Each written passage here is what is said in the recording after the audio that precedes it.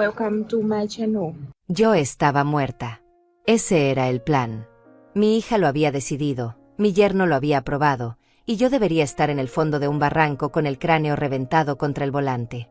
Pero estoy aquí, respirando, con el corazón todavía latiendo dentro de este pecho de 69 años que tanto trabajó para darle todo a quien ahora quería verme enterrada. Y lo peor de todo no es que hayan intentado matarme. Lo peor es que casi funciona. Lo peor es que yo confiaba tanto en ella que jamás, ni en mis peores pesadillas, imaginé que mi propia sangre pudiera querer borrarme de este mundo para quedarse con 4 paredes y una cuenta de banco. Me llamo Ivette Gálvez, y esta es la historia de cómo mi hija planeó mi funeral antes de tiempo, y de cómo la vida le devolvió todo lo que sembró, multiplicado por 1000. Esa mañana empezó como cualquier otra. Me levanté a las 6, preparé café en la misma cafetera que compré hace 20 años, y me vestí con calma. Tenía una cita con el dentista a las 9, nada importante, solo una revisión de rutina. Agarré mi bolso, cerré la puerta de casa, caminé hasta el garaje y encendí el motor de mi viejo sedán gris. Todo normal. Todo tranquilo. Conduje 5 minutos hasta llegar a la esquina de la avenida principal, y justo ahí, mientras esperaba el semáforo en verde, metí la mano en mi bolso buscando el celular. No estaba. Busqué en los bolsillos de mi chaqueta. Tampoco. Entonces recordé, lo había dejado cargando en la mesita de la sala. Suspiré, di la vuelta en la siguiente cuadra y regresé a casa. Apenas 10 minutos de ida y vuelta. Algo tan simple. Algo tan insignificante. Pero ese olvido me salvó la vida. Estacioné frente a la casa y caminé hacia la puerta principal. Introduje la llave despacio, sin hacer ruido, porque no quería molestar a Paula. Ella y su esposo Ignacio vivían conmigo desde hacía 2 años. Al principio fue temporal. Solo hasta que consigamos algo mejor, mamá, me dijo Paula con esa sonrisa que siempre me derretía el corazón. 2 años después, seguían ahí. No pagaban renta. Apenas ayudaban con los gastos. Pero era mi hija. Mi única hija. ¿Cómo iba a negarle un techo? Entré sin hacer ruido, cerré la puerta tras de mí con cuidado, y justo cuando iba a caminar hacia la sala, escuché voces. Venían de la cocina. La voz de Paula. La voz de Ignacio. Hablaban en voz baja, pero lo suficientemente alto como para que yo pudiera escuchar cada palabra desde el pasillo. ¿Ya está listo?, preguntó Paula. Su tono era frío. Calculador. No era la voz de mi niña. Era la voz de alguien que yo no conocía. Sí, respondió Ignacio. Corté los cables del freno esta madrugada. Cuando baje por la colina camino al centro, no va a poder frenar. Va directo al barranco. Sentí que el suelo desaparecía bajo mis pies. Mis piernas empezaron a temblar. Me apoyé contra la pared, cubriéndome la boca con la mano para no soltar un grito. No podía ser real. No podía estar escuchando eso. ¿Y si alguien sospecha?, preguntó Paula. Nadie va a sospechar nada, respondió Ignacio con una seguridad que me heló la sangre. Es un carro viejo. Todos van a pensar que fue un accidente. Una falla mecánica. Ella tiene casi 70 años. Nadie va a investigar demasiado. Paula soltó una risa baja. Una risa que jamás olvidaré. Nos vemos en el funeral de mi madre, entonces, dijo. Y después de eso, esta casa será nuestra. Podremos venderla y finalmente salir de esta porquería de vida. Cerré los ojos. Sentí náuseas. Sentí rabia. Sentí miedo. Pero sobre todo, sentí una claridad absoluta. No podía gritar. No podía confrontarlos. Si ellos sabían que yo había escuchado, podrían hacer algo peor.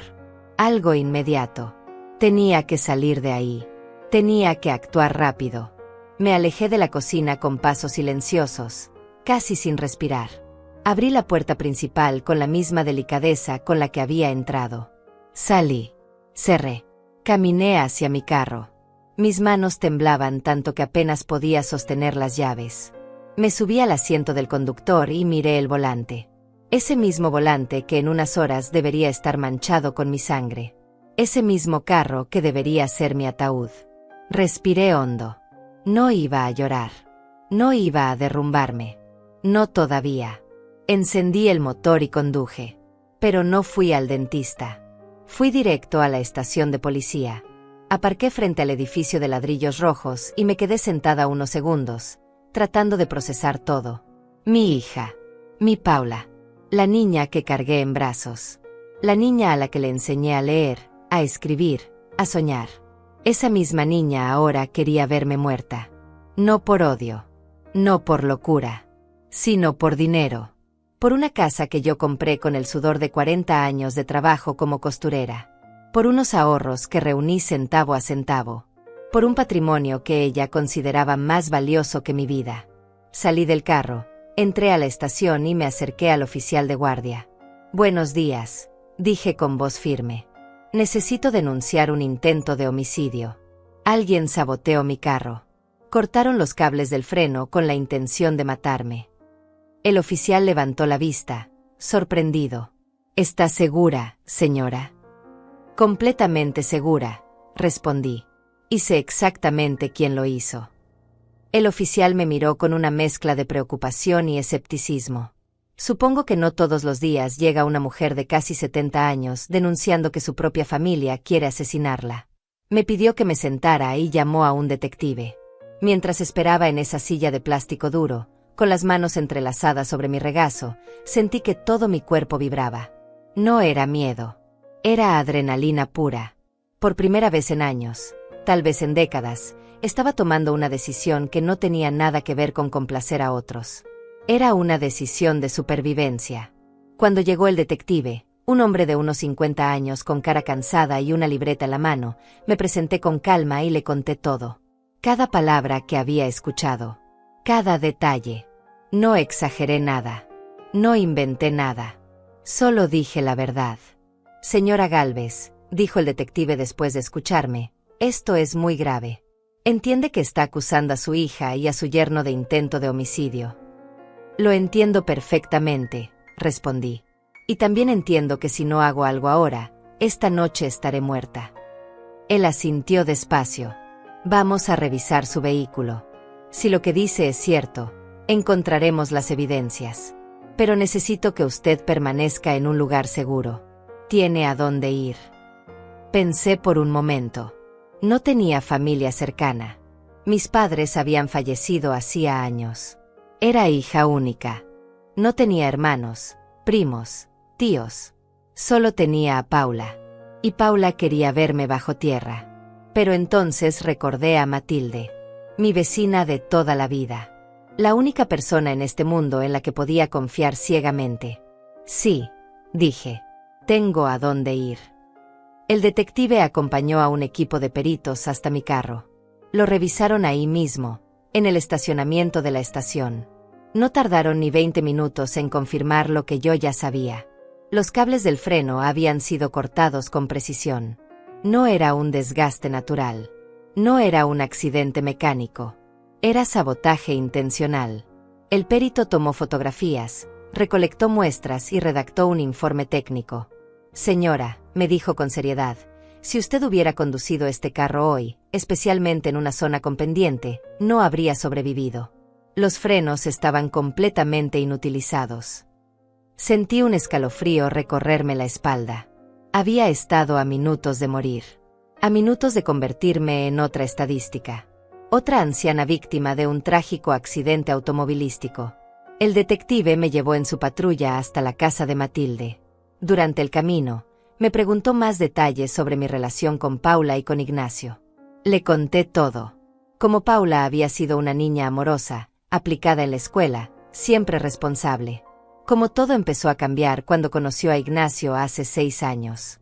Él era un hombre de 38 años, 10 años mayor que ella, sin trabajo estable, con deudas acumuladas y una sonrisa que ocultaba demasiadas mentiras. Yo traté de advertirle. Traté de hacerle ver que ese hombre no era bueno para ella. Pero Paula estaba enamorada. O eso creía yo. Ahora entiendo que tal vez nunca fue amor. Tal vez fue miedo a quedarse sola. Tal vez fue ambición. Tal vez fue simplemente debilidad. Se casaron en una ceremonia pequeña. Yo pagué todo. El vestido, el salón, la comida, el fotógrafo. Gasté casi $5,000 en esa boda. Dinero que había ahorrado durante años. dinero que debería haber guardado para mi vejez. Pero era mi hija. Era su día especial. ¿Cómo iba a negarle eso? Después de la boda, Ignacio prometió que conseguiría un buen empleo, que comprarían su propia casa, que yo estaría orgullosa de él. 3 meses después, perdió el trabajo que tenía en una tienda de repuestos. Llegaron a mi puerta con maletas y caras de perro abandonado. Solo por un tiempo, mamá, me dijo Paula. Solo hasta que nos estabilicemos. Ese tiempo se convirtió en 2 años. 2 años de excusas. 2 años de promesas rotas. 2 años de verlos consumir mi paz, mi dinero, mi energía. Cuando llegamos a la casa de Matilde, ella abrió la puerta con una expresión de sorpresa. ¿Y vete? ¿Qué pasó? El detective le explicó la situación brevemente. Matilde se llevó las manos a la boca, horrorizada. Dios mío. ¿Y vete? ¿Paula hizo eso? Tú, Paula. Yo solo asentí, porque si abría la boca, iba a empezar a llorar, y no podía permitirme ese lujo todavía. Matilde me abrazó fuerte. Quédate aquí todo el tiempo que necesites, me dijo. Esta es tu casa. El detective me entregó su tarjeta.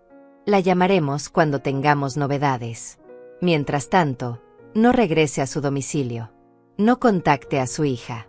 No le dé ninguna pista de que usted sabe lo que planeaban. Entendido. Entendido, respondí. Él se marchó, y yo me quedé de pie en la sala de Matilde, sintiendo que toda mi vida anterior había quedado atrás en cuestión de horas. Matilde preparó té. Nos sentamos en su pequeña cocina, y por primera vez desde que escuché esa conversación, dejé que las lágrimas salieran. Lloré por la hija que había perdido. Lloré por los años que desperdicié confiando en alguien que solo me veía como un obstáculo. Lloré por la ingenuidad de haber creído que el amor de una madre siempre es correspondido. No puedo creer que Paula sea capaz de algo así, dijo Matilde, secándose también los ojos. Yo la vi crecer. Era una niña tan dulce. Ya no es esa niña, dije con voz quebrada. Ya no sé quién es. Matilde tomó mi mano entre las suyas. Pero tú sigues siendo tú, y vete. Sigues siendo la mujer más fuerte que conozco. Y vas a salir de esto. Te lo prometo. Pasé el resto del día en casa de Matilde, tratando de procesar todo. Pensé en cada señal que había ignorado. En cada comentario extraño de Paula sobre lo grande que era la casa para mí sola. En cada sugerencia de Ignacio de que yo debería simplificar mi vida y mudarme a un asilo. En cada mirada cómplice entre ellos cuando hablaban de dinero. Todo había estado ahí. Todas las pistas. Pero yo había elegido no verlas porque quería creer que mi hija todavía me amaba. Porque necesitaba creer que no estaba sola en este mundo. Qué tonta fui. Qué ciega. Qué patética. Esa noche no pude dormir. Me quedé acostada en la cama de huéspedes de Matilde, mirando el techo, reproduciendo en mi mente cada momento de los últimos 2 años. Cada vez que Paula me había pedido dinero prestado. Cada vez que Ignacio había insistido en que le diera acceso a mi cuenta bancaria por si algo te pasa, suegra. Cada vez que habían sugerido que firmara un poder notarial para que ellos pudieran ayudarme con los trámites. Ahora todo tenía sentido. No estaban planeando cuidarme. Estaban planeando reemplazarme. Y cuando se dieron cuenta de que yo no iba a entregarles todo voluntariamente, decidieron acelerar el proceso. Decidieron que yo era prescindible. Que mi muerte era más conveniente que mi vida. A las 7 de la mañana, mi teléfono sonó. Era Paula. Dejé que entrara el buzón de voz. Volvió a llamar. Y otra vez. Y otra vez. 8 llamadas en total. Luego llegaron los mensajes de texto. Mamá, ¿dónde estás? Fuiste al dentista. Estoy preocupada. Llámame, por favor. Cada mensaje era un cuchillo en el pecho. Porque yo sabía la verdad. Ella no estaba preocupada por mí. Estaba preocupada porque su plan había fallado. Estaba preocupada porque yo seguía viva. Porque yo debería estar en una morgue, fría y rota, y en cambio estaba respirando, pensando, planeando mi siguiente movimiento. Matilde me preparó el desayuno. Café negro y tostadas con mantequilla. No tenía hambre, pero comí de todas formas. Necesitaba mantener la cabeza clara. Necesitaba ser fuerte. ¿Qué vas a hacer ahora?, me preguntó Matilde. No lo sé, admití. La policía está investigando, pero no sé cuánto tiempo tomará. Y mientras tanto, ellos siguen en mi casa, durmiendo en mi cama de huéspedes, comiendo de mi refrigerador, respirando mi aire. Me temblaba la voz de pura rabia contenida. Deberías hablar con un abogado, sugirió Matilde. Deberías proteger tus bienes. Por si acaso. Ella tenía razón. Necesitaba protegerme legalmente. No solo de un posible asesinato, sino también de cualquier intento de robo o fraude. Recordé entonces a Rubén. Rubén Castillo, un abogado que había trabajado conmigo años atrás cuando compré mi casa. Un hombre serio, honesto, de esos que ya no abundan. Lo llamé desde el teléfono de Matilde. Él respondió al tercer timbre. Señora Gálvez, qué sorpresa. ¿Cómo ha estado? Necesito verlo urgentemente, dije sin rodeos. Es un asunto de vida o muerte. Hubo una pausa. ¿Está usted bien? Por ahora sí, respondí. Pero necesito su ayuda para asegurarme de que siga estando bien. Rubén me citó en su oficina para esa misma tarde. A las 3 en punto, Matilde me llevó hasta el centro de la ciudad. El despacho de Rubén estaba en un edificio antiguo de 4 pisos. Subimos por las escaleras porque el elevador no funcionaba. Cuando entré a su oficina, él se levantó de inmediato y me ofreció asiento. Cuénteme qué está pasando, dijo Rubén, tomando una libreta. Le conté todo. Desde el principio. Desde el momento en que Paula conoció a Ignacio hasta la conversación que escuché esa mañana. No omití nada. Rubén me escuchó en silencio, tomando notas, sin interrumpir. Cuando terminé, él dejó la pluma sobre el escritorio y me miró con una expresión que mezclaba incredulidad y tristeza. Señora Ivete, lamento profundamente lo que está viviendo. Esto es simplemente atroz. Lo sé, dije. Por eso estoy aquí. Necesito proteger lo que es mío. Necesito asegurarme de que si algo me pasa, ellos no reciban ni un centavo. Rubén asintió. Entiendo. Vamos a hacer varias cosas. Primero, vamos a modificar su testamento inmediatamente. Segundo, vamos a revisar todas sus cuentas bancarias y propiedades. Tercero, vamos a establecer medidas de protección legal para evitar que alguien pueda acceder a sus bienes sin su consentimiento. Durante las siguientes 2 horas, Rubén y yo trabajamos en los documentos. Revisamos mi testamento anterior. En él, yo le dejaba todo a Paula. La casa, los ahorros, todo. Era lo lógico. Era lo que cualquier madre haría. Pero esa madre murió cuando escuchó a su hija planear su asesinato. La nueva Ivete, la que estaba sentada en esa oficina, no iba a permitir que sus asesinos se beneficiaran de su muerte. ¿A quién quiere dejar sus bienes?, preguntó Rubén. Pensé en eso. No tenía más familia. No tenía hijos además de Paula. Matilde era mi única amiga verdadera, pero no quería cargarla con esa responsabilidad. Entonces recordé el hogar de ancianos donde había trabajado como voluntaria durante años. Un lugar humilde donde las personas mayores sin recursos pasaban sus últimos días con dignidad. Quiero dejarlo todo a la Fundación Casa del Atardecer, dije. Ellos sabrán qué hacer con ese dinero. Rubén redactó el Nuevo Testamento. Lo leí 3 veces antes de firmarlo. Cada palabra era un clavo en el ataúd de las esperanzas de Paula. Cada cláusula era una declaración de que yo ya no era la madre ciega que había sido. Firmé con mano firme. Rubén llamó a 2 de sus empleados para que fungieran como testigos. Todo quedó legalizado, sellado, archivado.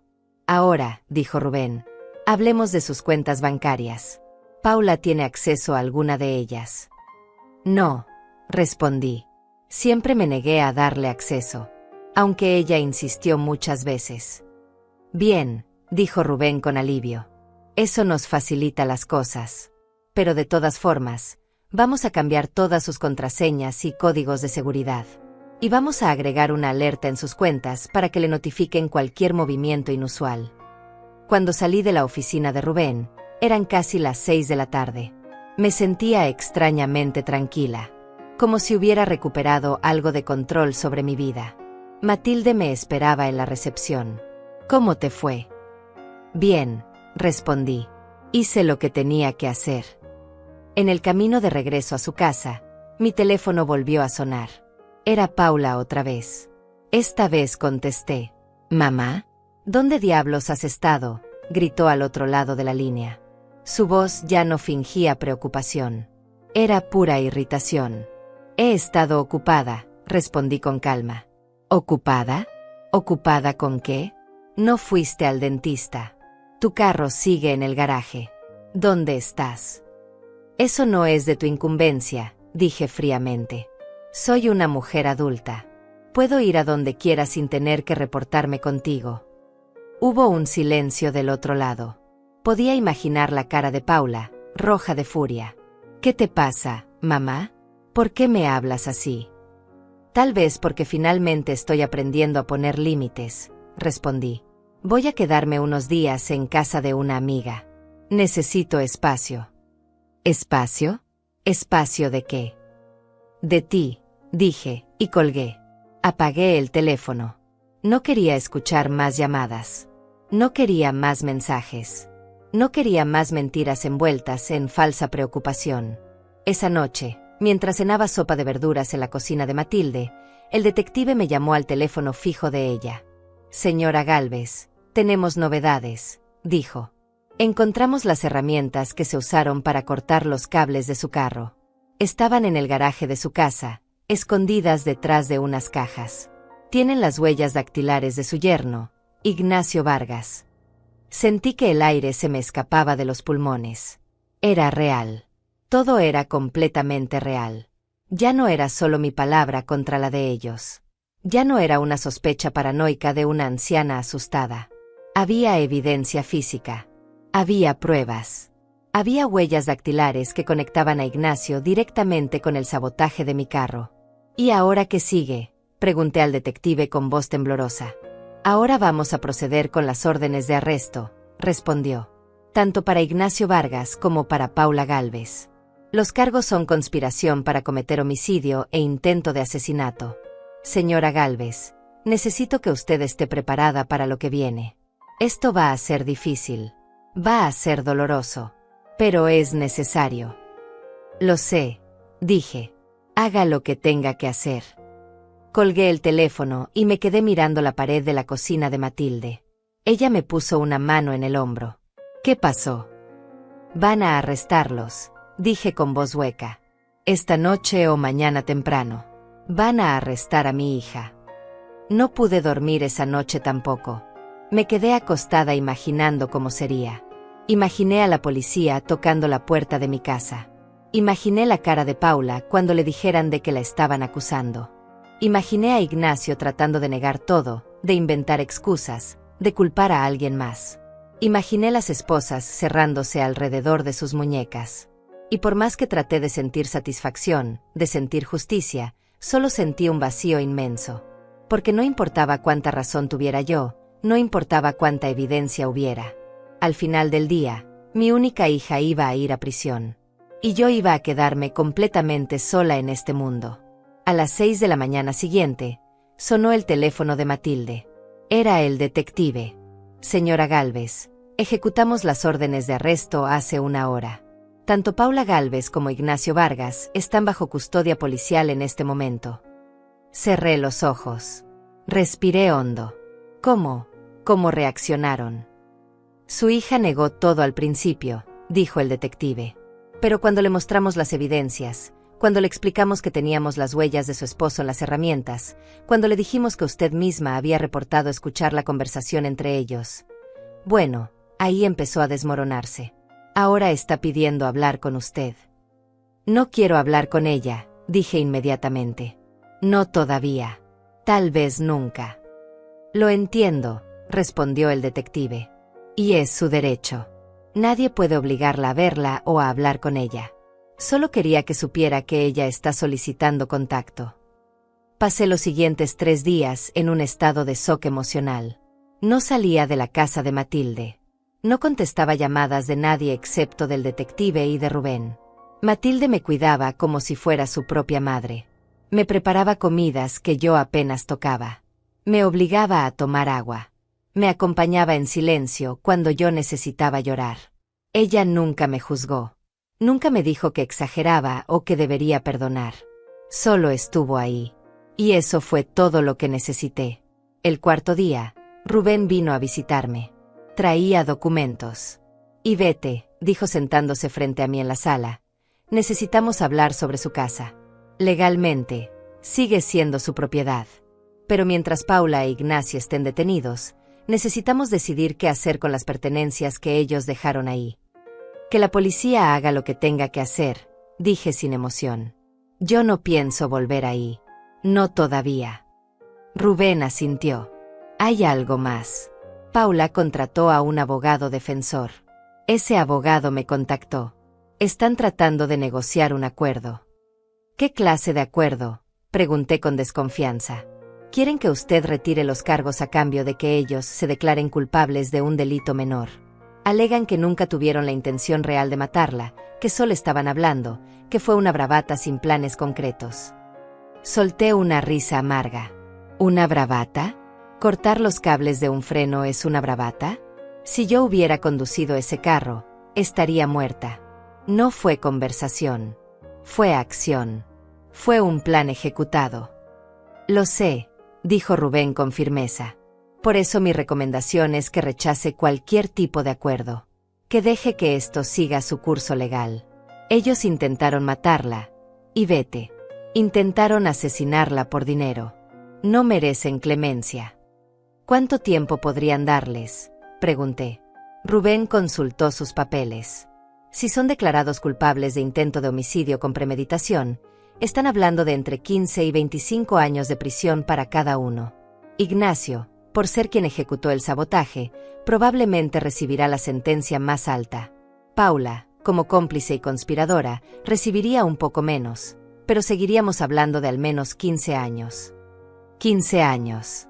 Mi hija tendría casi 50 cuando saliera. Toda su juventud desperdiciada detrás de las rejas. Y sin embargo, ella había estado dispuesta a quitarme el resto de mi vida sin pensarlo 2 veces. No voy a retirar los cargos, dije con voz firme. Que enfrenten las consecuencias de lo que hicieron. Rubén sonrió tristemente. Es la decisión correcta, aunque sé que no es fácil. Una semana después del arresto, el detective me llamó nuevamente. Señora Gálvez, encontramos algo más durante la investigación. Revisamos los teléfonos celulares de Paula e Ignacio. Había mensajes entre ellos que datan de hace 6 meses. Mensajes donde discutían diferentes formas de deshacerse de usted. Sentí náuseas. ¿Qué tipo de formas? Preferiría no entrar en detalles, dijo el detective. Pero lo que necesita saber es que esto no fue un plan improvisado. Esto fue algo que ellos estuvieron considerando durante mucho tiempo. Probaron diferentes escenarios. El del carro fue el que finalmente decidieron ejecutar. 6 meses. Durante 6 meses, mientras yo les preparaba comida, mientras les lavaba su ropa, mientras les daba techo y amor, ellos estaban planeando mi muerte. ¿Puedo ver esos mensajes?, pregunté. ¿Está segura de que quiere hacerlo? Necesito hacerlo, respondí. Necesito ver con mis propios ojos hasta dónde llegó su traición. El detective accedió. Me citó en la estación de policía al día siguiente. Matilde me acompañó. En una sala fría con paredes grises, el detective me mostró las impresiones de los mensajes. Los leí uno por uno. Cada palabra era un puñal. Podríamos hacer que parezca un robo, decía un mensaje de Ignacio de hace 4 meses. Demasiado arriesgado, respondía Paula. Nos van a investigar de todas formas. ¿Qué tal si le damos algo en su comida?, sugería Ignacio 2 semanas después. No, las autopsias detectan venenos, respondía Paula. Tiene que parecer un accidente natural. Y luego, hace un mes, el mensaje que lo decidió todo, los frenos del carro. Es viejo. Nadie sospechará. Solo tenemos que esperar el momento correcto. Y Paula había respondido, hazlo. Cerré los ojos. Las lágrimas rodaban por mis mejillas sin que pudiera controlarlas. No eran lágrimas de tristeza. Eran lágrimas de rabia absoluta. De indignación. De dolor por haber sido tan tonta, tan ciega, tan patéticamente ingenua. Señora Gálvez, dijo el detective suavemente. ¿Está bien? No, dije con voz quebrada. No estoy bien. No sé si volveré a estar bien alguna vez. Matilde me abrazó. Me dejó llorar en su hombro hasta que no me quedaron más lágrimas. Cuando finalmente me calmé, el detective me ofreció un vaso de agua. Hay una cosa más, dijo. El fiscal va a usar estos mensajes como evidencia. Van a demostrar premeditación. Van a demostrar que esto fue un plan calculado y sostenido en el tiempo. Con esta evidencia, es casi imposible que ellos eviten una condena severa. Bien, dije limpiándome las lágrimas. Que lo usen. Que se sepa la verdad completa. Salimos de la estación de policía. El sol brillaba afuera. Hacía calor. La gente caminaba por las calles como si nada hubiera pasado. Como si el mundo no acabara de derrumbarse. Matilde me llevó de regreso a su casa. En el camino, pasamos frente a mi antigua casa. Vi mi jardín descuidado. Vi las cortinas cerradas. Vi el carro de Ignacio todavía estacionado en la entrada. Y no sentí nada. Esa casa ya no era mi hogar. Tal vez nunca lo fue realmente. ¿Vas a vender la casa?, preguntó Matilde. Eventualmente, respondí. Pero primero necesito procesar todo esto. Necesito sanar. Y luego sí, voy a venderla y voy a empezar de nuevo. En otro lugar. Lejos de todos estos recuerdos. 2 semanas después del arresto, recibí una carta. Llegó a la casa de Matilde con la dirección del centro de detención del condado. Era de Paula. Matilde me la entregó con cuidado, como si fuera una bomba a punto de explotar. No tienes que leerla si no quieres, me dijo. Miré el sobre. Reconocí la letra de mi hija de inmediato. Esa misma letra que yo le había enseñado cuando tenía 5 años. Esa letra que había escrito tarjetas de cumpleaños para mí durante décadas. Esa letra que ahora me escribía desde una celda. Voy a leerla, dije. Necesito saber qué tiene que decir. Me encerré en el cuarto de huéspedes y abrí el sobre con manos temblorosas. La carta tenía 3 páginas escritas a mano. Mamá, comenzaba. No sé ni cómo empezar esta carta. No sé qué palabras podrían justificar lo que hice. No sé cómo pedirte que me perdones cuando yo misma no puedo perdonarme. Estoy aquí sentada en esta celda fría, y todo lo que puedo pensar es en lo estúpida que fui, en lo ciega que estuve. Ignacio me convenció de que era la única salida. Me dijo que tú ibas a vivir muchos años más, que para cuando murieras nosotros ya seríamos viejos también, que nunca íbamos a poder salir de nuestras deudas. Me llenó la cabeza de ideas horribles. Y yo lo escuché. Yo lo creí. Pero eso no me hace menos culpable. Yo tomé la decisión. Yo dije que sí. Yo acepté el plan. Y ahora vivo cada segundo de cada día con el peso de saber que casi mato a mi propia madre. Seguí leyendo.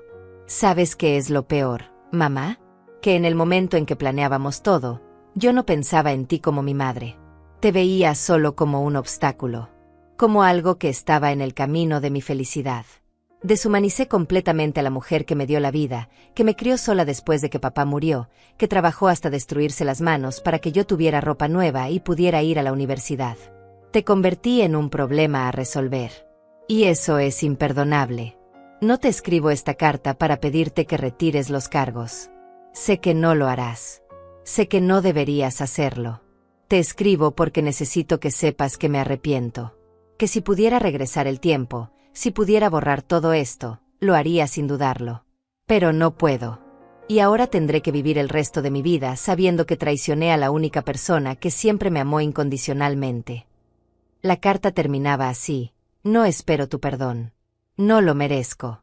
Solo espero que algún día puedas recordarme no solo como la hija que intentó matarte, sino también como la niña que alguna vez te abrazaba antes de dormir. Como la adolescente que lloraba en tu regazo cuando le rompían el corazón. Como la joven que te llamaba mamá con amor verdadero. Esa Paula también existió.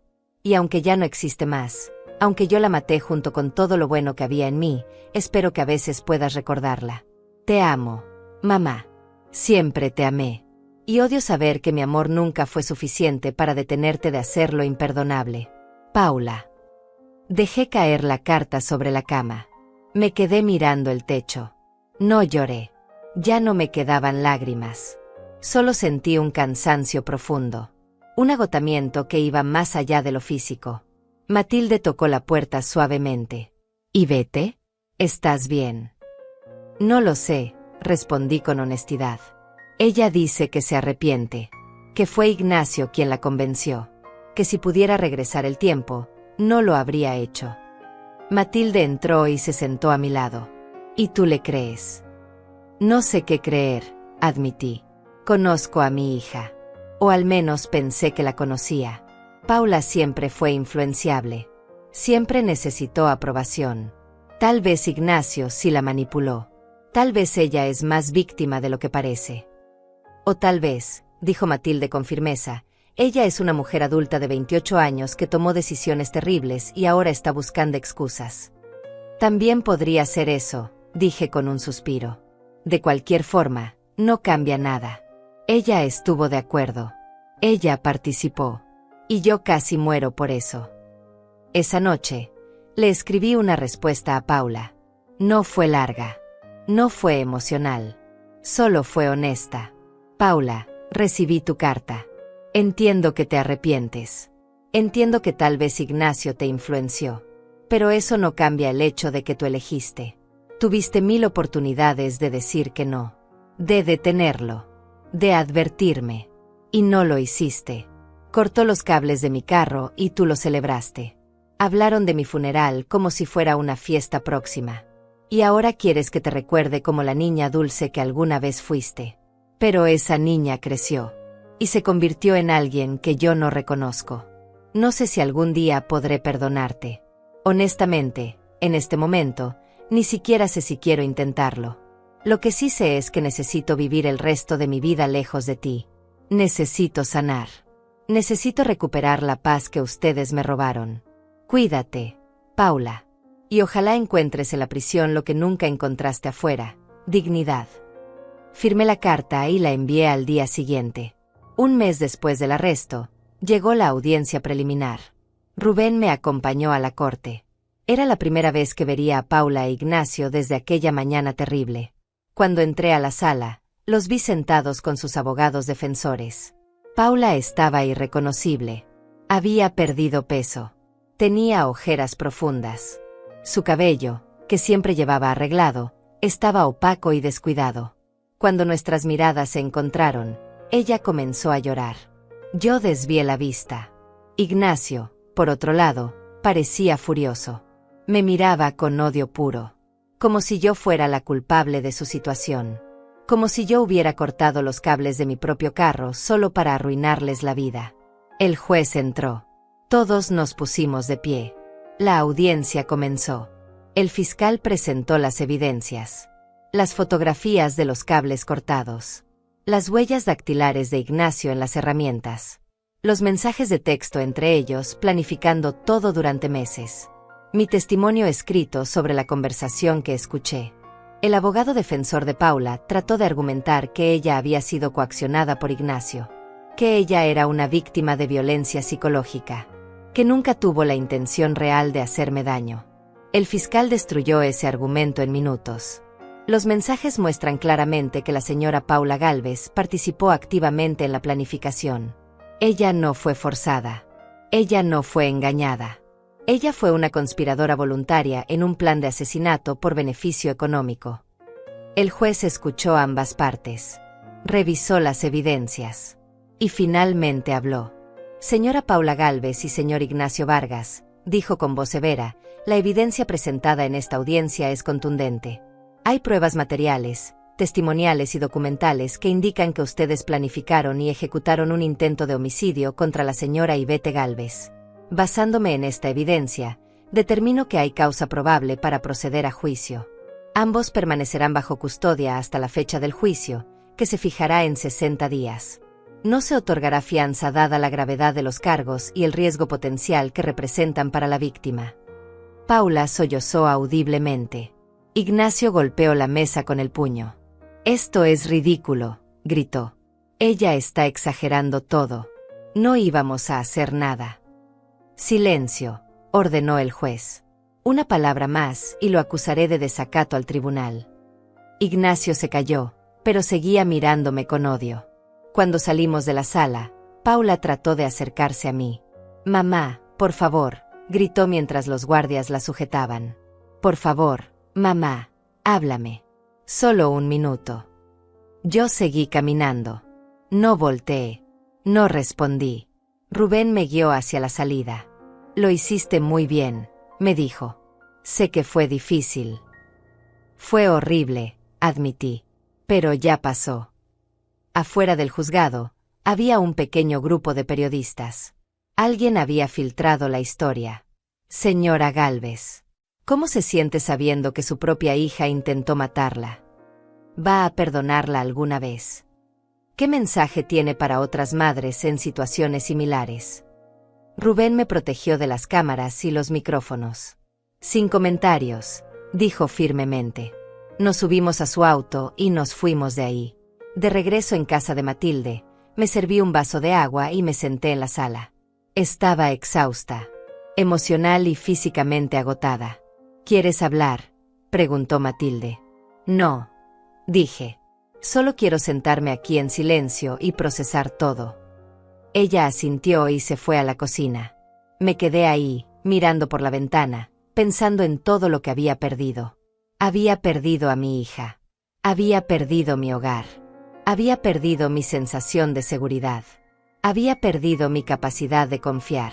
Pero también había ganado algo. Había ganado mi vida. Había ganado mi dignidad.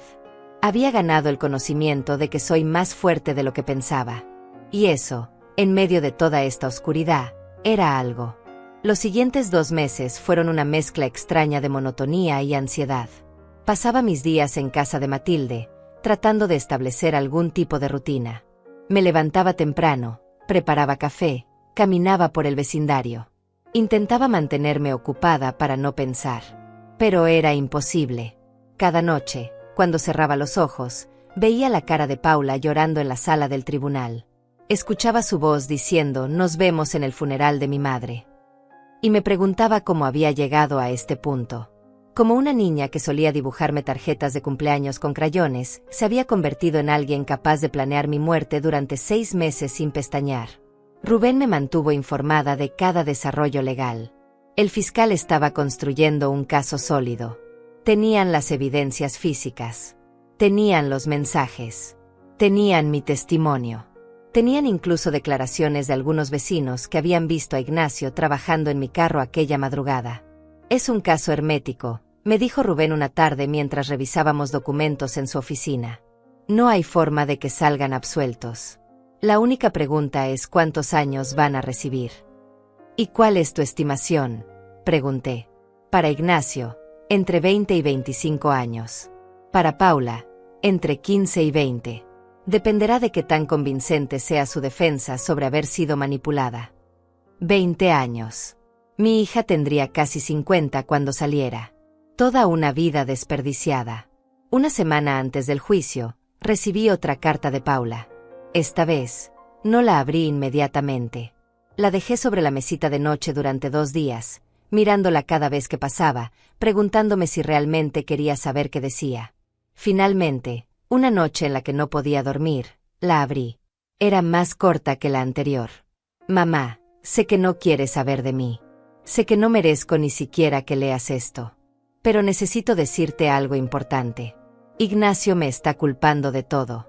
Su abogado está construyendo una defensa donde él dice que yo fui quien planeó todo, que yo lo manipulé a él, que yo lo obligué a cortar los cables. Dice que él solo seguía órdenes mías porque tenía miedo de mí. Es mentira, mamá. Tú sabes que es mentira. Yo fui débil, fui cómplice, fui horrible. Pero no fui la mente maestra. Fue él quien tuvo la idea. Fue él quien insistió durante meses. Yo solo acepté porque estaba desesperada y enamorada y estúpida». La carta continuaba. «Mi abogado dice que si tú testificas a mi favor, si dices que Ignacio siempre fue controlador conmigo, que tú lo viste manipularme, podría reducir mi sentencia. No te lo pido para salvarme. Te lo pido porque es la verdad. Tú viste cómo cambié después de conocerlo. Viste cómo dejé de visitarte tanto. Viste cómo me alejé de todo lo que alguna vez fue importante para mí. No te estoy pidiendo que me perdones. Solo te estoy pidiendo que digas la verdad sobre quién es realmente Ignacio. Por favor, mamá. Es lo último que te voy a pedir en la vida. Dejé caer la carta y me reí con amargura. Incluso ahora, incluso desde la cárcel, Paula seguía tratando de manipularme. Seguía buscando que yo la salvara. Que yo limpiara su desastre. Como siempre había hecho. Le mostré la carta a Rubén al día siguiente. Él la leyó con expresión seria. ¿Qué piensas?, me preguntó. Pienso que es típico de Paula culpar a alguien más por sus decisiones, respondí. Pero también pienso que tal vez tiene algo de razón. Ignacio sí era controlador. Yo lo vi. Vi cómo Paula cambió después de estar con él. Eso es cierto, dijo Rubén. Pero la pregunta es, ¿quieres ayudarla? Después de todo lo que hizo. No sé, admití. Parte de mí quiere verla sufrir las consecuencias completas de sus actos. Pero otra parte de mí, la parte que todavía es su madre, no puede evitar querer protegerla. Aunque sea un poco. Rubén suspiró. Es tu decisión, y vete. Si decides testificar sobre el carácter de Ignacio, podría ayudar a Paula. Pero también podría hacer que el juicio sea más largo y doloroso para ti. Pasé 3 días pensando en eso. 3 días debatiendo conmigo misma. 3 días recordando a la Paula de antes. A la niña que me abrazaba. A la adolescente que me contaba sus secretos. A la joven que me llamaba cada semana solo para preguntarme cómo estaba. Esa Paula había existido. Y esa Paula merecía algo. No merecía ser salvada completamente. Pero merecía que yo dijera la verdad. Finalmente, le dije a Rubén que testificaría. Voy a decir lo que vi, le dije. Voy a decir que Ignacio era manipulador y controlador. Voy a decir que Paula cambió después de estar con él. Pero también voy a decir que eso no la exime de responsabilidad. Que ella tuvo opciones. Y que eligió mal. Rubén asintió. Es justo. Voy a informar al fiscal. El día del juicio llegó más rápido de lo que esperaba. Me vestí con un traje sencillo, de color gris claro. Matilde insistió en acompañarme. No vas a pasar por esto sola, me dijo con firmeza. Cuando llegamos al juzgado, había aún más periodistas que en la audiencia preliminar. La historia se había vuelto viral. Hija planea asesinar a madre por herencia, gritaban los titulares. Anciana escapa de muerte por olvido de llaves. Me sentí expuesta, vulnerable, pero también determinada. Entré al juzgado con la cabeza en alto. No iba a dejar que esto me destruyera. Ya me habían quitado suficiente. No iban a quitarme mi dignidad también. La sala estaba llena. Reconocí a algunos vecinos. A algunas personas del vecindario que conocía de vista. Todos murmuraban cuando entré. Todos me miraban con mezcla de lástima y curiosidad. Me senté en la banca designada para la víctima, con Matilde a mi lado y Rubén del otro. Paula e Ignacio fueron traídos por separado. Estaban esposados. Paula me buscó con la mirada inmediatamente. Yo la miré directamente a los ojos. No aparté la vista. Quería que viera que ya no le tenía miedo. Que ya no era la madre manipulable que había sido. Ignacio ni siquiera me miró. Mantenía la vista fija al frente, con la mandíbula apretada. El juez entró. Todos nos pusimos de pie. El juicio comenzó. El fiscal presentó su caso primero. Llamó al perito que había examinado mi carro. Los cables fueron cortados con precisión, explicó el experto mostrando fotografías ampliadas. No fue desgaste. No fue un accidente mecánico. Alguien usó una herramienta especializada para cortar estos cables con la intención de que el vehículo perdiera completamente la capacidad de frenar. Mostró más fotos. Diagramas. Explicaciones técnicas que hicieron que varios miembros del jurado se vieran incómodos. Luego llamó al detective que había manejado el caso. Él presentó las herramientas encontradas en mi garaje. Presentó el informe de las huellas dactilares. Las huellas del señor Ignacio Vargas están claramente impresas en el mango de esta cortadora de cables, dijo sosteniendo la herramienta dentro de una bolsa de evidencia. No hay duda de que él fue quien ejecutó el sabotaje. Después vinieron los mensajes de texto. El fiscal los proyectó en una pantalla grande para que todos pudieran verlos. Cada mensaje era más condenatorio que el anterior. Tiene que parecer un accidente. Los frenos son la mejor opción. Cuando baje la colina, no podrá detenerse. Nos vemos en su funeral. El jurado leía con expresiones de horror. Una mujer mayor se llevó la mano a la boca. Un hombre negó con la cabeza repetidamente. Paula lloraba en silencio. Ignacio permanecía inmóvil. Cuando llegó mi turno de testificar, caminé hacia el estrado con piernas temblorosas. Puse mi mano sobre la Biblia y juré decir la verdad. El fiscal me hizo las preguntas básicas primero. Mi nombre, mi edad, mi relación con los acusados. Y luego llegó la pregunta importante. Señora Gálvez, ¿puede contarnos con sus propias palabras qué escuchó la mañana del incidente? Respiré hondo. Y conté todo. Cada palabra. Cada detalle. Hablé despacio, con claridad, sin dramatizar. Solo la verdad. Escuché a mi hija decir que había cortado los cables del freno de mi carro. Escuché a mi yerno confirmar que lo había hecho esa madrugada. Los escuché hablar de mi funeral como si ya hubiera ocurrido. Los escuché planear cómo se repartirían mis bienes. Mi voz se quebró un poco al final. Hice una pausa. Tomé agua. Continué. En ese momento entendí que mi propia hija quería que yo muriera. Y no por odio, sino por dinero. El silencio en la sala era absoluto. Nadie se movía. Nadie respiraba.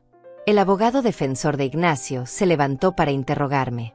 Era un hombre alto, de traje negro y corbata roja, con una expresión arrogante que me irritó de inmediato. Señora Gálvez, comenzó con un tono condescendiente, ¿no es cierto que usted tiene problemas de audición? No, respondí firmemente. Mi audición es perfecta. ¿Y no es cierto que usted toma medicamentos para la ansiedad que podrían afectar su percepción de la realidad? Tomo media pastilla para dormir ocasionalmente, dije. Nada más. Y esa mañana no había tomado nada. Él caminó de un lado a otro frente al estrado. ¿No es posible que usted malinterpretara lo que escuchó? Que tal vez estaban hablando de una película, de un programa de televisión, de cualquier otra cosa. No, dije con calma. Mencionaron mi nombre. Hablaron específicamente de mi carro, de mi funeral, de mi casa. No había ninguna ambigüedad. El abogado cambió de táctica. Señora Gálvez, ¿no es cierto que usted y su hija habían tenido conflictos recientes sobre dinero? No, respondí. Nunca tuvimos conflictos sobre dinero porque yo siempre le di todo lo que me pidió. ¿Y no se sentía usted resentida por eso? Por tener que mantener a su hija adulta y a su esposo. No sentía resentimiento, dije. Sentía preocupación. Pero nunca les negué nada. El abogado sonrió como si hubiera encontrado algo. Preocupación.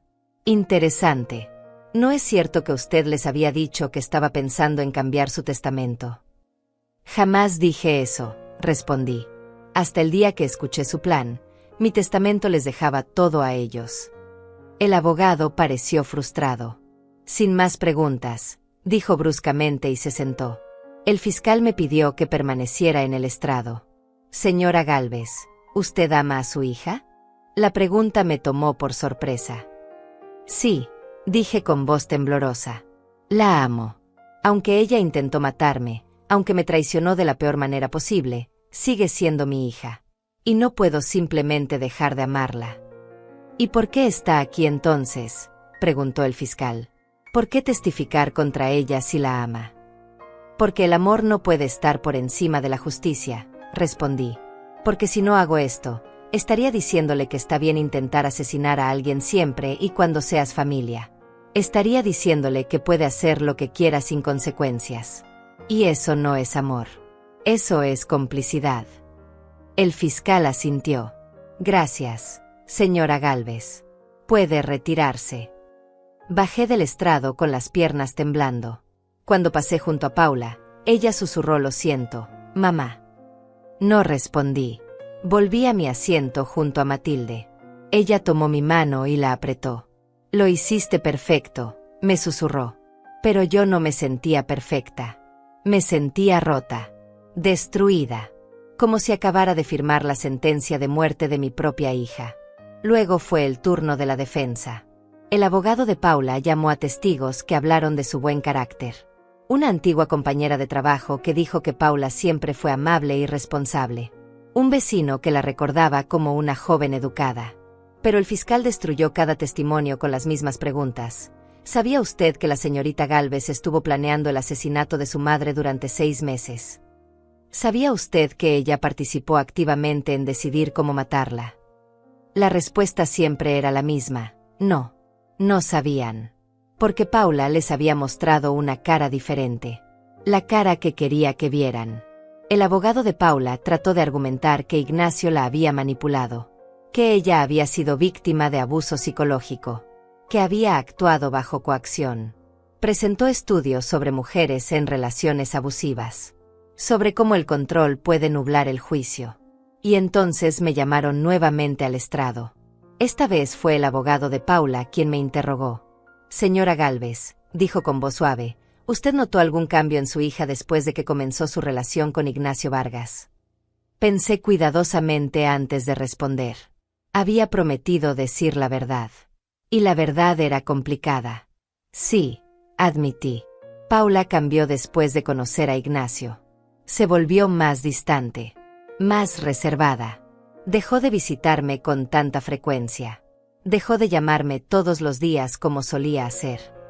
¿Y notó usted algún comportamiento controlador por parte del señor Vargas? Sí, dije. Ignacio controlaba con quien hablaba Paula. Decidía a dónde iban. Manejaba todo el dinero. Paula tenía que pedirle permiso para cosas básicas. El abogado asintió. ¿Diría usted que su hija estaba bajo la influencia de este hombre? Estaba influenciada, sí, dije. Pero eso no la hace menos responsable de sus decisiones. El abogado pareció sorprendido por mi respuesta. Pero señora Gálvez, si ella estaba siendo manipulada. Ser manipulada no es lo mismo que ser forzada, lo interrumpí. Paula tuvo opciones. Pudo haberme advertido. Pudo haber ido a la policía. Pudo haberse alejado de Ignacio. En cambio, eligió quedarse. Eligió participar.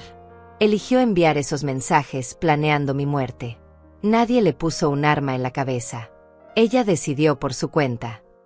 El silencio en la sala era ensordecedor. El abogado no tenía más preguntas. Bajé del estrado y esta vez, cuando pasé junto a Paula, ella no susurró nada. Solo lloraba con la cabeza baja. Ignacio, por otro lado, me miraba con odio puro.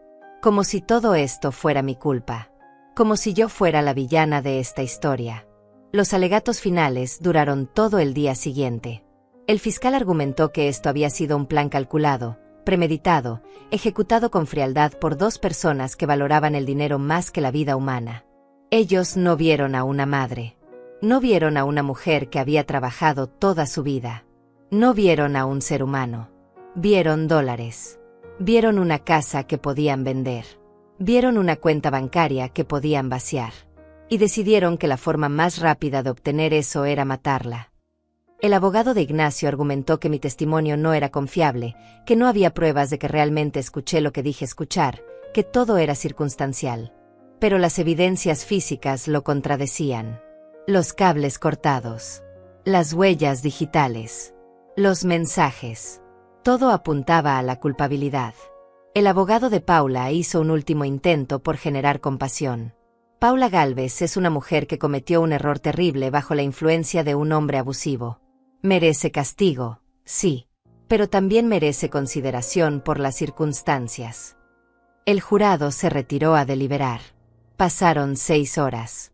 6 horas eternas en las que esperé en una sala privada con Matilde y Rubén. Matilde me trajo café que no pude tomar.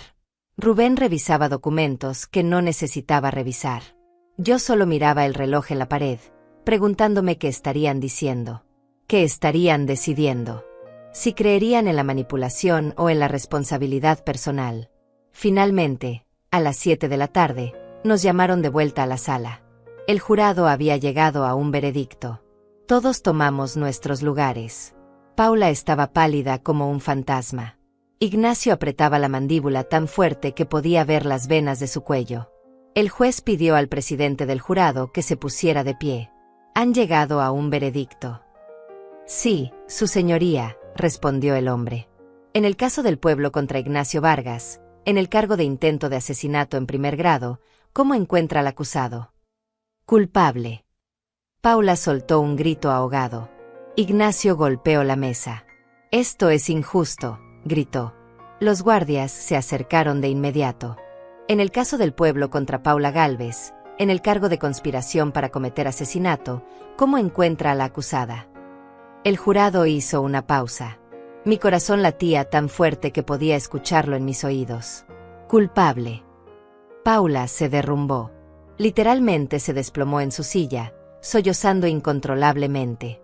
Su abogado intentó consolarla, pero ella lo apartó. Mamá, gritó mirándome.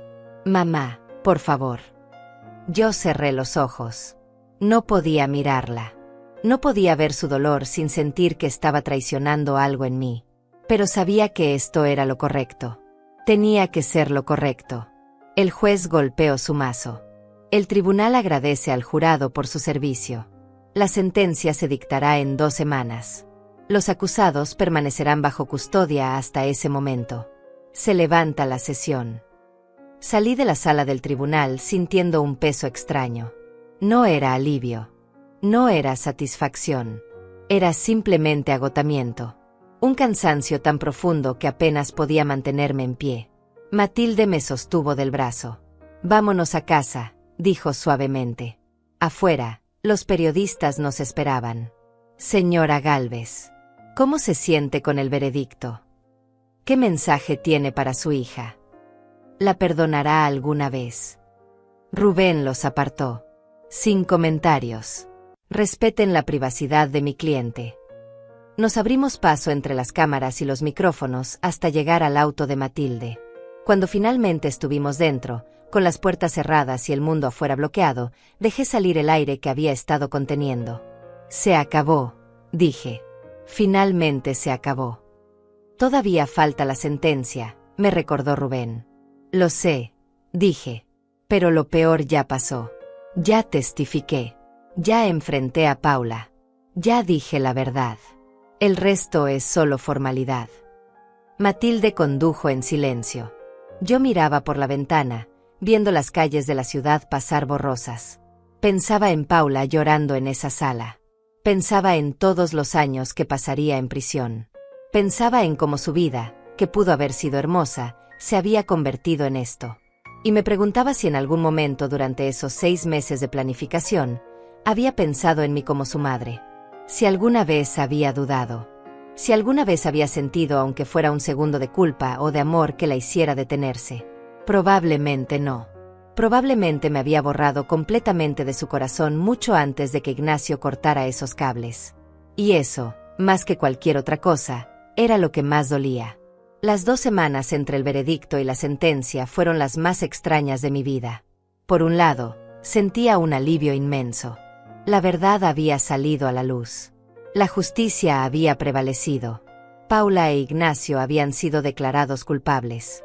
Pero por otro lado, sentía un vacío terrible. Una soledad que nunca antes había experimentado. Porque ahora era oficial. Ya no tenía familia. Ya no tenía a nadie. Solo tenía a Matilde, que aunque era una amiga maravillosa, no era sangre. No era la niña que había llevado en mi vientre. No era la hija que había criado con tanto amor. Una noche, mientras cenábamos en silencio, Matilde me preguntó, ¿qué vas a hacer después de la sentencia? No lo sé, admití. Supongo que voy a vender la casa. Buscar un lugar nuevo. Empezar de cero. Podrías quedarte aquí conmigo todo el tiempo que necesites, ofreció ella. Lo sé, dije tomando su mano. Y te lo agradezco más de lo que puedes imaginar. Pero necesito mi propio espacio. Necesito reconstruir mi vida en mis propios términos. Esa semana, Rubén me ayudó a poner mi casa en venta. Contraté a una empresa de limpieza para sacar todas las pertenencias de Paula e Ignacio. No quise estar presente cuando lo hicieron. No quería ver sus cosas. No quería recordar los años que pasaron ahí.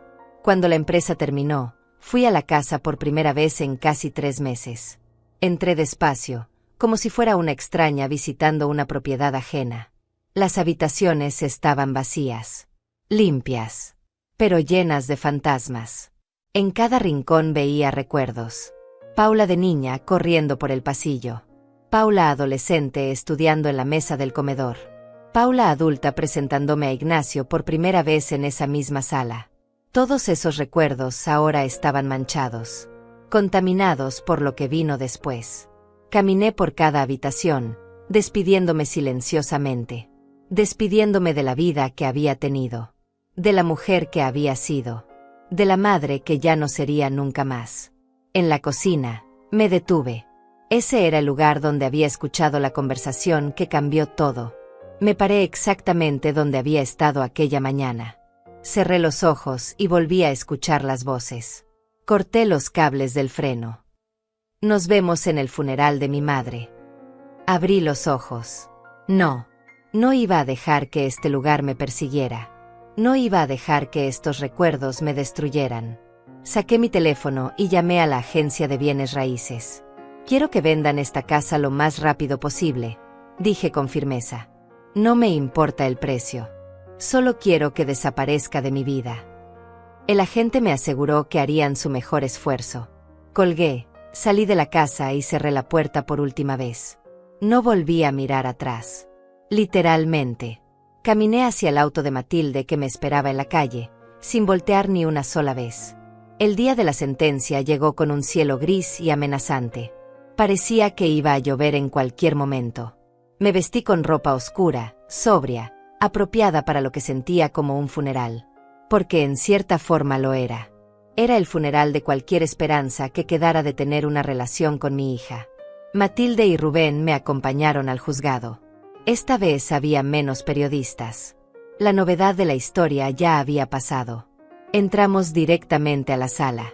Paula e Ignacio ya estaban ahí. Paula se veía peor que en el juicio. Había perdido aún más peso. Tenía el cabello completamente descuidado. Sus ojos estaban rojos e hinchados de tanto llorar. Cuando me vio entrar, intentó sonreír. Una sonrisa triste, desesperada, llena de súplica silenciosa. Yo no respondí. Simplemente tomé mi asiento y esperé. El juez entró puntualmente a las 9 de la mañana. Todos nos pusimos de pie. Buenos días, dijo con voz seria. Estamos aquí para la sentencia de los señores Ignacio Vargas y Paula Gálvez, declarados culpables de intento de asesinato y conspiración para cometer asesinato respectivamente. Antes de dictar sentencia, daré oportunidad a los acusados de dirigirse a la corte si así lo desean. El abogado de Ignacio se levantó. Mi cliente desea hacer una declaración, su señoría. Ignacio se puso de pie. Me miró directamente. No había arrepentimiento en sus ojos. Solo resentimiento. Yo no hice nada malo, comenzó con voz firme. Solo estaba tratando de ayudar a mi esposa a conseguir lo que le correspondía. Esa casa debería ser de Paula. Ese dinero debería ser de Paula. Ella es su única hija. Es natural que quiera asegurar su futuro. No podía creer lo que estaba escuchando. Ni siquiera en este momento, frente al juez, con la sentencia por dictarse, Ignacio admitía culpa. Continuó, si alguien es víctima aquí, es Paula. Ella pasó años cuidando a su madre, viviendo con ella, soportando sus exigencias. Y cuando finalmente quisimos algo a cambio, cuando finalmente pedimos lo que nos correspondía, ella nos acusó de intento de asesinato. Es ridículo. Es venganza de una anciana amargada que no soporta ver a su hija feliz. El juez levantó la mano. Suficiente, señor Vargas. Puede sentarse. Ignacio se sentó con una expresión de satisfacción, como si hubiera ganado algún punto. El juez negó con la cabeza. La señorita Gálvez desea hacer una declaración. Paula se levantó temblando. Se aferró al borde de la mesa para mantener el equilibrio. Me miró directamente. Mamá, comenzó con voz quebrada, no espero que me perdones. No espero que entiendas. Solo espero que sepas que me arrepiento cada segundo de cada día. Que si pudiera cambiar todo, lo haría. Que te amo y siempre te he amado, aunque mis acciones digan lo contrario. Se detuvo para limpiarse las lágrimas. Fui débil. Fui egoísta. Fui horrible. Permití que Ignacio me convenciera de que tú eras un problema. Permití que me llenara la cabeza de ideas terribles. Pero eso no me hace menos culpable. Yo tomé las decisiones. Yo participé. Y ahora pagaré por eso. Solo quiero que sepas que lamento profundamente haberte hecho daño. Lamento haber traicionado todo lo que alguna vez significó ser tu hija. Y si pudiera dar mi vida para borrar todo esto, lo haría sin pensarlo. Se dejó caer en la silla, sollozando. El juez le dio un momento antes de continuar. Gracias, señorita Gálvez, dijo el juez con voz neutral. Ahora, antes de dictar sentencia, quisiera dirigirme a ambos acusados. Se acomodó los lentes y los miró directamente. He revisado este caso extensamente. He leído todos los documentos.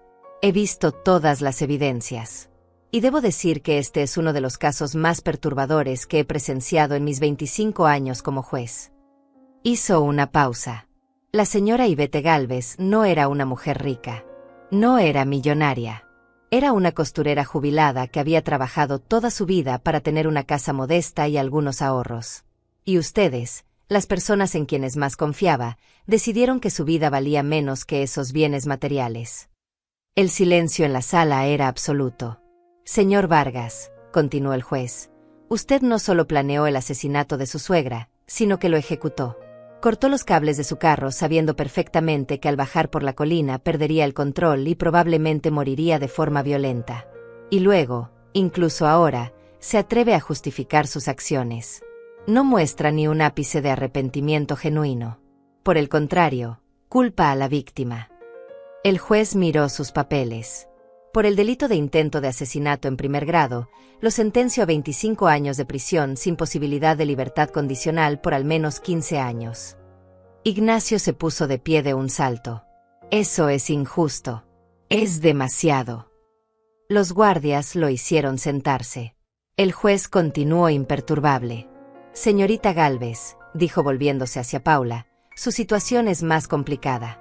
Es cierto que mostró más arrepentimiento que su cómplice. Es cierto que pudo haber sido influenciada por él. Pero también es cierto que usted participó activamente en la planificación durante meses. Los mensajes muestran que usted no fue una víctima pasiva. Usted tomó decisiones. Usted dio opiniones. Usted celebró cuando el plan estaba listo. Y aunque entiendo que el amor puede nublar el juicio, no puedo ignorar que usted estuvo dispuesta a asesinar a su propia madre por dinero. Paula lloraba sin control. Por el delito de conspiración para cometer asesinato, la sentenció a 18 años de prisión con posibilidad de libertad condicional después de 12 años, siempre y cuando demuestre rehabilitación genuina y remordimiento continuo. Paula se desplomó sobre la mesa. Su abogado la sostuvo. Además, agregó el juez, ambos acusados quedan permanentemente inhabilitados para recibir cualquier herencia o beneficio de la señora Ivette Gálvez, tanto ahora como en el futuro. Esta disposición quedará registrada legalmente y no puede ser revocada. El juez golpeó su mazo. Se levanta la sesión. Los guardias se acercaron para llevarse a Paula e Ignacio. Ignacio caminó con la cabeza alta, todavía desafiante. Paula apenas podía caminar. Tuvo que ser prácticamente cargada. Cuando pasó junto a mí, me miró una última vez. «Te amo, mamá», dijo con voz apenas audible. Yo cerré los ojos. No respondí. No podía. Si abría la boca, iba a romperme completamente. Y no podía permitirme eso. No aquí. No ahora. Salí de la sala del tribunal con Matilde y Rubén a cada lado. Afuera había empezado a llover. Una lluvia suave pero constante. ¿Estás bien?, preguntó Matilde. No, dije honestamente. Pero voy a estarlo. Eventualmente. Rubén abrió un paraguas sobre nosotras. Hiciste lo correcto. Y vete. Nunca lo dudes. Lo sé, dije. Y lo sabía. Pero saber que hiciste lo correcto no hace que duela menos. Esa noche, De regreso en casa de Matilde, me senté en el sofá con una taza de té caliente entre mis manos. La lluvia seguía cayendo afuera, golpeando suavemente contra las ventanas. Matilde se había ido a dormir, dejándome sola con mis pensamientos. Pensé en Paula con su uniforme de prisionera. Pensé en los próximos 12 años que pasaría encerrada. Pensé en todo lo que se perdió. Todo lo que pudo haber sido diferente si ella hubiera elegido diferente. Si hubiera valorado a su madre más que el dinero. Si hubiera tenido el coraje de alejarse de Ignacio cuando todavía había tiempo. Pero no lo hizo. Y ahora ambas pagaríamos el precio. Ella con su libertad. Yo con mi soledad. 3 meses después de la sentencia, vendí la casa. Se vendió rápido, a una pareja joven con 2 niños pequeños. Me dieron $52,000. No era una fortuna, pero era suficiente para empezar de nuevo. Usé parte del dinero para comprar un apartamento pequeño en el otro lado de la ciudad. Un lugar sin recuerdos. Sin fantasmas. Solo paredes blancas esperando a ser llenadas con una nueva vida. El día que me mudé, Matilde me ayudó a desempacar las pocas cosas que había decidido conservar. Ropa, algunos libros, fotografías de cuando Paula era niña. Guardé esas fotografías en una caja en el fondo del armario. No podía tirarlas, pero tampoco podía mirarlas. Todavía no. Tal vez nunca. Mi nueva rutina era simple. Me levantaba temprano, preparaba café, salía a caminar por el parque cercano. Había empezado a coser de nuevo. Algo que no había hecho en años. Descubrí que me traía paz. El movimiento repetitivo de la aguja atravesando la tela. La concentración necesaria para seguir un patrón. Era meditativo. Sanador. Una tarde, mientras cosía junto a la ventana, recibí una llamada de Rubén.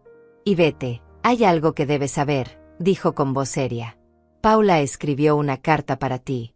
Me la envió a mí porque sabía que tú no aceptarías correspondencia directa de la prisión. ¿Quieres que te la lea? Dejé la aguja sobre la tela. Sí, dije después de un momento. Léemela. Escuché el sonido de papel al otro lado de la línea. Rubén comenzó a leer. Mamá, sé que no quieres saber de mí. Sé que no tengo derecho a escribirte después de todo. Pero hay cosas que necesito decirte, aunque sea la última vez que me escuches. Han pasado 3 meses desde la sentencia. 3 meses en los que he tenido todo el tiempo del mundo para pensar en lo que hice. En la prisión no hay distracciones. No hay manera de escapar de tus pensamientos. Y mis pensamientos son un infierno constante. Rubén hizo una pausa para tomar aire. He estado yendo a terapia. La prisión ofrece sesiones para los internos. Al principio no quería ir. Pensaba que era una pérdida de tiempo. Pero mi compañera de celda, una mujer mayor que está aquí por fraude, me convenció de intentarlo. Dice que si no trabajo en entender por qué hice lo que hice, voy a volverme loca. Y tenía razón. La terapeuta me ha ayudado a ver cosas que nunca quise ver. Me ha ayudado a entender que no fui solo una víctima de Ignacio. Que yo tenía mis propios problemas. Mis propias inseguridades. Mi propia codicia. Rubén continuó leyendo. Durante años, mamá, viví comparándome con otras personas. Con amigas que tenían casas más grandes, carros más nuevos, vidas que parecían mejores que la mía. Y en lugar de trabajar para construir mi propia vida, decidí tomar atajos. Decidí que merecía lo tuyo porque era tu hija. Como si eso me diera algún derecho sobre tu sacrificio. Ignacio no me obligó a pensar así. Él solo alimentó algo que ya estaba dentro de mí. Una avaricia. Una envidia. Una falta de gratitud por todo lo que tú me habías dado. Me mordí el labio. Las lágrimas comenzaban a formarse. La terapeuta me preguntó algo hace 2 semanas que no he podido dejar de pensar. Me preguntó, ¿en qué momento dejaste de ver a tu madre como una persona? ¿En qué momento se convirtió solo en un obstáculo entre tú y el dinero? Y no pude responder, mamá, porque no lo sé. Fue gradual. Fue lento. Pero pasó. Y eso es lo que más me aterroriza. Que fui capaz de deshumanizarte tan completamente. Rubén hizo otra pausa. Podía escuchar la emoción en su voz también. No te escribo para pedirte perdón. Ya te lo pedí y sé que no es suficiente. Te escribo porque necesito que sepas que estoy tratando de cambiar. De verdad. Estoy leyendo libros. Estoy trabajando en mi terapia. Estoy tratando de convertirme en alguien que algún día, aunque sea en 12 años, pueda mirarse al espejo sin sentir asco. No sé si lo lograré. No sé si es posible redimirse después de planear matar a tu propia madre. Pero tengo que intentarlo. Porque si no lo hago, entonces realmente soy el monstruo que aparecí ser. Y no quiero ser ese monstruo. No quiero que esa sea mi única identidad por el resto de mi vida. Las lágrimas rodaban por mis mejillas. Terminé con Ignacio, continuó Rubén leyendo. Oficialmente. Pedí el divorcio. Mi abogado está tramitando todo. No quiero volver a verlo nunca. Cada vez que pienso en él, pienso en cómo me arrastró a la oscuridad. Pero sobre todo pienso en cómo yo elegí seguirlo. Y esa es la parte que tengo que aceptar. Que yo elegí. Mamá, no espero que me respondas esta carta. No espero que me visites. No espero nada de ti. Solo quiero que sepas que vas a estar en mi corazón cada día de estos 12 años. Que voy a trabajar en ser mejor. Que voy a usar este tiempo para intentar convertirme en alguien de quien tú podrías haber estado orgullosa, aunque ya sea demasiado tarde. Te amo. Siempre te amé. Y lamento tanto, tanto, haber olvidado eso cuando más importaba. Tu hija, Paula. Rubén terminó de leer. Hubo un largo silencio. Y vete, dijo finalmente. Estás ahí. Estoy aquí, dije con voz temblorosa. ¿Qué quieres que haga con la carta? Guárdala, dije. Por ahora solo guárdala.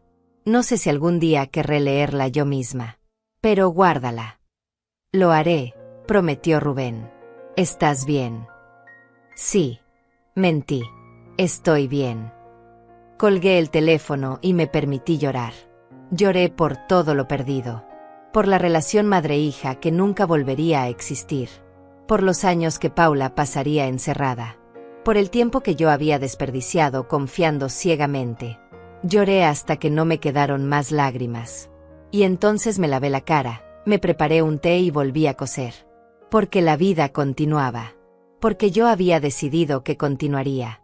Los meses pasaron. El apartamento dejó de sentirse extraño y comenzó a sentirse como hogar. Hice amigas en el parque donde caminaba. Mujeres de mi edad, también viudas, también solas, también reconstruyéndose. Empecé a trabajar como voluntaria en la Fundación Casa del Atardecer, el mismo lugar al que había dejado mi herencia en el testamento. Me gustaba estar rodeada de personas mayores que necesitaban compañía. Me hacía sentir útil. Me hacía sentir que mi vida todavía tenía propósito. Un año después de la sentencia, en un día soleado de primavera, estaba regando las plantas en mi pequeño balcón cuando sonó el timbre. Abrí la puerta y encontré a Matilde con una sonrisa misteriosa. «Tengo una sorpresa para ti», dijo. «¿Qué clase de sorpresa?», pregunté con desconfianza. Ella sacó 2 boletos de su bolso. Boletos de avión. «Para nosotras. Vamos a ir a la playa por una semana. Un resort todo incluido. Mi regalo para celebrar tu nueva vida».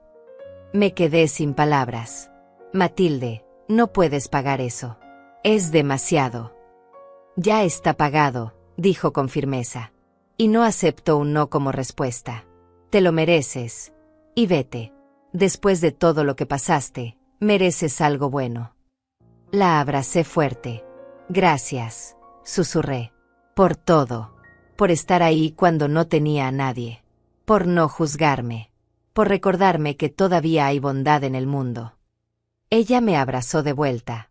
Para eso están las amigas.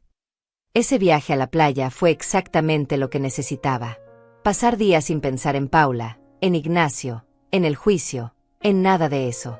Solo arena, mar, sol y risas con mi mejor amiga. Una noche, mientras caminábamos por la orilla al atardecer, Matilde me preguntó, «¿Eres feliz, Ivete?» Pensé en eso. Realmente lo pensé. «No sé si soy feliz», dije honestamente. «Pero estoy en paz. Y creo que eso es más importante. La felicidad va y viene. Pero la paz es algo que tienes que construir desde adentro. Y creo que finalmente lo estoy logrando. Ella sonrió. Me alegra escuchar eso. Hay días difíciles todavía, admití. Días en los que pienso en Paula y me pregunto cómo está. Si está bien. Si realmente está cambiando o si solo fueron palabras vacías en una carta. Pero después recuerdo que eso ya no es mi responsabilidad. Que mi trabajo como madre terminó el día que ella decidió matarme. Y que ahora mi único trabajo es cuidarme a mí misma. 2 años después de la sentencia, recibí otra carta de Paula a través de Rubén. Esta vez, pedí que me la enviara por correo. La leí sola, en mi apartamento, con una taza de té caliente. La carta era diferente. No buscaba perdón. No buscaba compasión. Solo me contaba sobre su vida en prisión. Sobre los libros que estaba leyendo. Sobre cómo había terminado la preparatoria dentro de la cárcel. Sobre cómo estaba tomando clases de contabilidad para tener una habilidad cuando saliera. No sé si algún día querrás verme, escribía. No sé si algún día podremos tener algún tipo de relación. Pero quiero que sepas que estoy tratando de ser mejor. No por ti. No para recuperarte. Sino porque finalmente entendí que tengo que hacerlo por mí misma. Tengo que aprender a vivir conmigo misma. Y para eso, tengo que ser alguien de quien pueda estar orgullosa, aunque nadie más lo esté. Guardé la carta en la caja con las fotografías. Todavía no estaba lista para responder. Tal vez nunca lo estaría. Pero al menos ya no sentía odio cuando pensaba en ella. Solo tristeza. Tristeza por todo lo que pudo haber sido y nunca será. Pasaron los años. Llentos, tranquilos, pero llenos. Seguí cosiendo. Seguí siendo voluntaria. Seguí caminando por el parque. Seguí viviendo. Y un día, casi 5 años después de aquella mañana terrible en la que escuché a mi hija planear mi muerte, me di cuenta de que había pasado un día completo sin pensar en eso. Un día entero enfocada en el presente. En mi vida actual. En la mujer que me había convertido. Y eso se sintió como una victoria. Pequeña, pero real. Ahora tengo 74 años. Paula tiene 33 y todavía está en prisión. Le quedan 7 años más antes de ser elegible para libertad condicional. No sé qué pasará cuando salga. No sé si me buscará. No sé si yo querré verla. Pero lo que sí sé es que sobreviví. Sobreviví a la traición más profunda que una madre puede experimentar. Sobreviví al dolor de perder a mi única hija. Sobreviví a la soledad. Y no solo sobreviví. Reconstruí. Encontré paz. Encontré propósito. Encontré una vida que vale la pena vivir. Mi historia no tiene un final feliz en el sentido tradicional. No hay reconciliación. No hay abrazo final. No hay perdón melodramático. Pero tiene algo mejor. Tiene verdad. Tiene dignidad. Tiene la certeza de que hice lo correcto, aunque fuera lo más difícil. Y tiene la promesa de que mientras siga respirando, seguiré eligiendo vivir en mis propios términos. Sin miedo. Sin culpa. Sin arrepentimiento. Solo yo, Ivette Gálvez, una mujer que casi fue asesinada por su propia hija, pero que se negó a dejar que eso definiera el resto de su vida. Y eso, al final, es suficiente.